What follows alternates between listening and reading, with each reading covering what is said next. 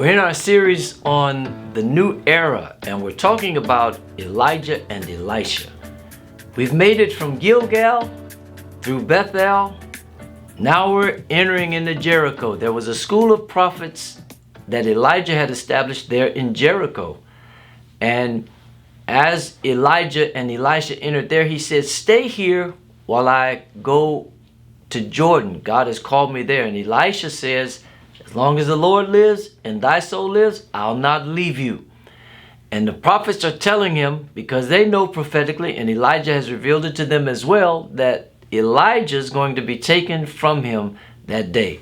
But he still pursues. So they come to Jericho. I liken Jericho because Jericho was the first conquest in Canaan that they got spoiled from there. It was there was the first city, so it all belonged to God, but it was a conquest.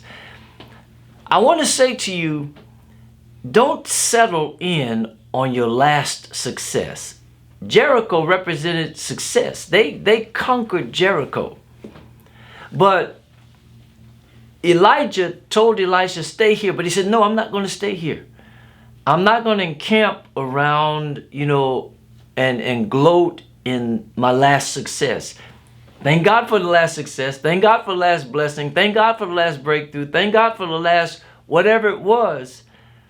But don't stay there. There's more for you. See, there's a double portion that awaits the church. There are mantles that yet are here that God is looking to distribute to those that'll follow like Elisha followed. So Jericho can represent your last conquest. You've crossed over, you're blessed, But see, a man's life does not consist in the abundance of things he possesses. Thank God, it is he that is our source, that gives us life abundantly, gives us prosperity. But we appreciate it. We're thankful. We're glad that we're blessed to be a blessing, but our life is not consumed with that. Because Elijah told him, "Stay here," but Elisha said, "Nah, I'm following you." So they went from Jericho to Jordan. And in verse number 6, the word says, "Elijah said unto him, Tarry, I pray thee here, for the Lord has sent me to Jordan. And he said, As the Lord lives and as your soul lives, I will not leave you." And they too went on. Now in verse 7 it says, "And 50 men of the sons of the prophets went and stood to view afar off, and they too stood by Jordan. And Elijah took his mantle and wrapped it together and smote the waters, and they were divided hither and thither, so that they too went over on dry ground." Now, they've come to Jordan. And at Jordan, notice there were 50 prophets at Jericho from the school of prophets that Elijah had established, the one in Jericho, that watched afar off. I want to establish this fact because we're talking about something being beyond Pentecost, something that's going to overshadow what took place on the day of Pentecost, which was when the church, when God sent the Spirit. He sent a wind, and then in the wind he sent his Spirit to occupy the hearts of his people. The church was formed, and we know how powerful the church was. But I believe in this last day there's something that God has in mind and in store that's beyond Pentecost.